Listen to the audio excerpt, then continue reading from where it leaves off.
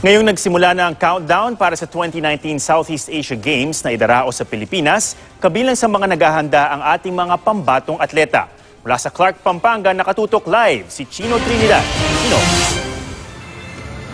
At walang maganda rito, hindi lang mga bagong muka na mga atleta, pero isang bagong facility ang ating matutunghayan sa official countdown na nagsimula po kaninang ganap ng alas 7 dito po sa Clark Air Base. Kanila pong inulunsad ang tinatawag na SEA Games para sa 2019. At inyong makikita yung pong official na pagtatanghal ng pindutin, yung tinatawag na buton para po simulan ang pagtatanghal na ito. Anong storya na meron dito sa ika-4 na pagbabalik ng Southeast Asian Games sa ating bansa?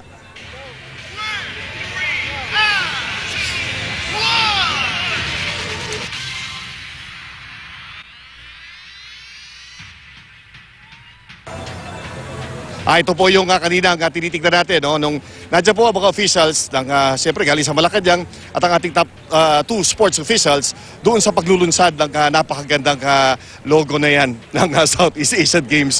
At yan po ang official time remaining para sa ating pag-iintay sa gaganapin po na Southeast Asian Games sa November 30, 2019 dito po sa ating bansa.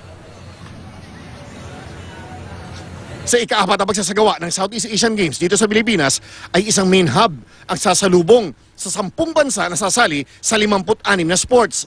Ang sinaunang Rizal Memorial Complex ay gagamitin pa rin, ngunit ang main hub ay sa ginagawang athletic at aquatic centers sa loob ng dating Clark Air Base. Dalawang goal natin. Una, excellent performance, which means ang goal natin doon is to at least improve dramatically our performance in the last Southeast Asian Games.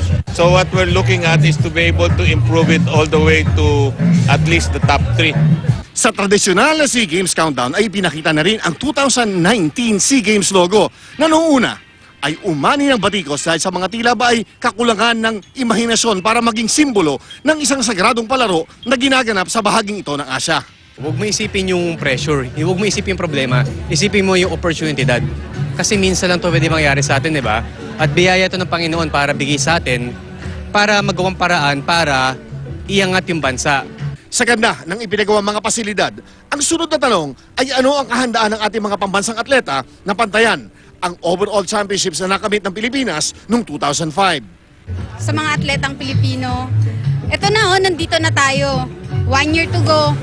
Training na tayo, gawin natin lahat para sa Pilipinas. Dapat gawin natin ang lahat sa training at gawin natin lahat sa laro. Especially next year sa SEA Games 2019. Kayang-kaya natin yan, tiwala at tiwala kay God. Yun pong opening ceremonies ito ay gaganapin sa isang indoor arena for the first time sa Philippine Arena sa Bukawi. So yan po ang mga bagay na inyong antabayanan 1 year from now sa pagtatanghal ng ika-4 na SEA Games dito sa Pilipinas sa 2019. Atom?